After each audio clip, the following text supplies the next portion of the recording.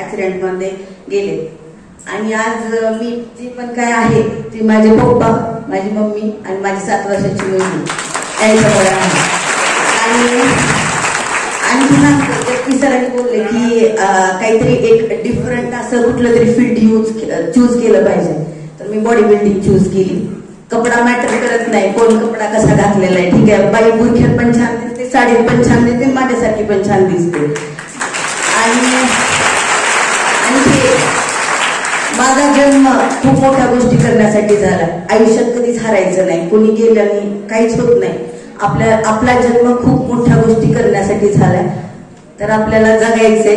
आणि काही सुधारणा झालेली नाही. आम्ही नाता मॅडम बोलतच होतो, काही विधवांना रिस्पेक्ट नाही, कुणी मला बोलवत नाही. माझ्या मम्मीला बोलवते तर मला बोलवत नाही कुणी. ठीक आहे, ह्या वर्षी मी स्वतः हळदी कुंकाचा कार्यक्रम ठेवणार आहे. सगळ्यांना इन्व्हिटेशन माझ्याकडून, माझ्या इथे आणि सगळ्या मुलांसाठी. ठीक आहे, एखादी विधवा होते त्यात तिचा नवरा जाण्यामध्ये तिचा दोष नसतो. ओके, तर अशा विधवांशी लग्न केलं ना, लग्न करून बघा, तिचा दोष नसतो काय. ठीक आहे, एखाद्या बाईचा समजा मी मेले असते तर प्रशांतला कुणी पण बायको दिली असती, लग्न केलं असतं, झालं असतं. माझ्यासोबत येत नाही एखादा सिंगल मुलगा लग्न करायला. वाय?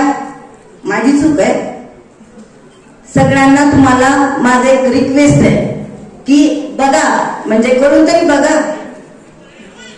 आणि लास्ट बट माझ्या पप्पा मम्मीने पण माझ्यामुळे खूप सहन केले. माझ्या पप्पा मम्मीला पण सगळे नाव ठेवतात, काय पुरीला ड्रेस घालते तुमची पोरगी, बॉडी बिल्डिंग करते. पण आज माझे मायबाप माझ्यासोबत आहेत म्हणून मी इथं आहे. आणि